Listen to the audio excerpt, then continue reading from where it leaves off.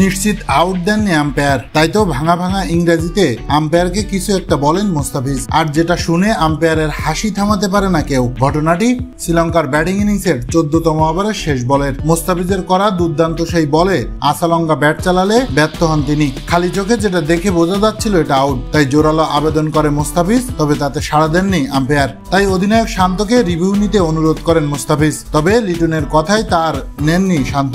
তাই মুস্তাফিজ চলে যান আম্পায়ারের কাছে, গিয়ে কিছু একটা বলেন তিনি, তবে ঠিক কি বলেছেন সেটা কেবল মুস্তাফিজে বলতে পারবেন। খুব ভালো ইংরেজি জানেন না মুস্তাফিজ, এটা আমরা সবাই জানি, তাই হয়তো মুস্তাফিজের ইংরেজি শুনে হাসতেছিলেন আম্পায়ারও।